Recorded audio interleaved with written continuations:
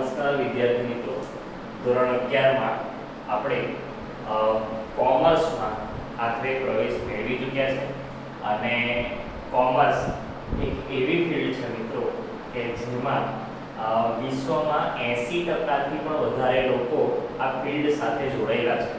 એટલે મેં જો કોમર્સ લીધું છે તો એના પ્રત્યે મારી સ્પષ્ટતા હોવી જોઈએ, એમાં મને રસ જાગૃત થવો જોઈએ અને એના પ્રત્યે મને શ્રદ્ધા રહેવી જોઈએ, તો જ મને બધી વાતો સમજાશે.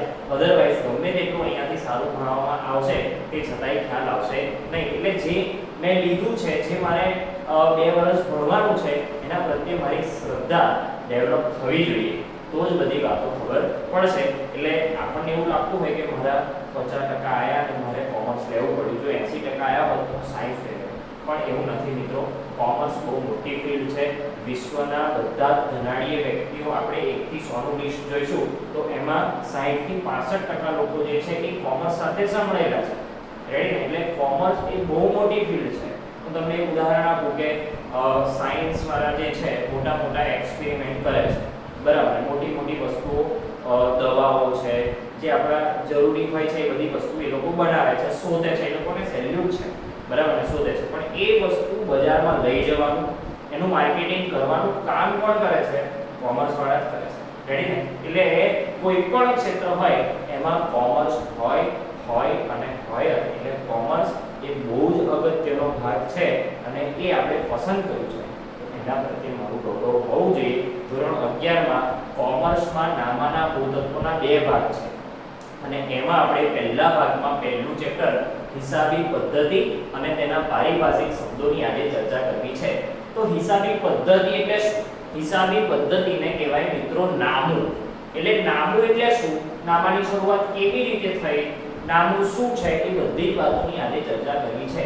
તો ખાસ ધ્યાન રાખજો મિત્રો, નહીં તો કઈ ખ્યાલ આવશે નહીં. તો કે આજથી 10,000 વર્ષ પહેલાની વાત આપણે કરીએ મિત્રો, કે આ પૃથ્વી પર જ્યારે પહેલો માણસ આવ્યો હશે ત્યારે એ આદિવાસી જીવન જીવતો હતો.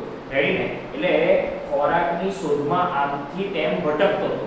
પછી ધીરે ધીરે શું થયું મિત્રો? તો કે એના બુદ્ધિ ચાતુર્યના કારણે ધીરે ધીરે અગ્નિની શોધ થઈ, ધીરે ધીરે ખેતીની શોધ થઈ અને ત્યારબાદ એવો સમૂહમાં જીવન જીવવા લાગ્યો. ત્યારબાદ ધીરે ધીરે મોચી કામ છે, દરજી કામ છે, વણાટ કામ છે, લુહારી કામ છે, વગેરે વસ્તુઓની શું કહેવાય તો કે શોધ થઈ અને ધીરે ધીરે ચપ્પલ બનાવવો થઈ ગયો, હથિયારો બનાવવો થઈ ગયો, કપડાં બનાવવો થઈ ગયો અને ત્યારબાદ આપણને ખબર જ છે કે સમૂહમાં જ્યારે જીવન જીવવાની શરૂઆત થાય ત્યારે જરૂરિયાતો પણ ઉદ્ભવે છે.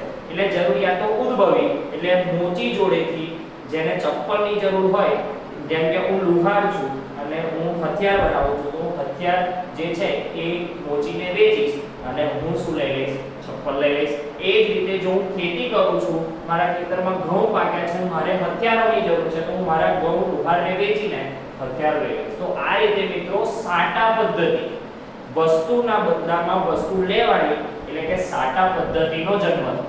પરંતુ કાળક્રમે આગળ જતા વસ્તીનો વધારો થયો અને ધીરે ધીરે સાટા પદ્ધતિમાં મર્યાદા આવવા લાગી. કેવી મર્યાદા મિત્રો? તમે કહો. જેમ કે હું ચપ્પલ બનાવતો હતો, મોચી કામ કરતો હતો મસ્ત, મેં કોઈ ખેડૂત મારી જોડે આવ્યો અને મારે અનાજની જરૂર હતી, 10 મણ આખા વર્ષના અનાજની જરૂર હતી, મેં 10 મણ અનાજ લઈ લીધું છે અને એને 5 કે 6 જોડી ચપ્પલ આપી દીધા છે એક ખેડૂતને.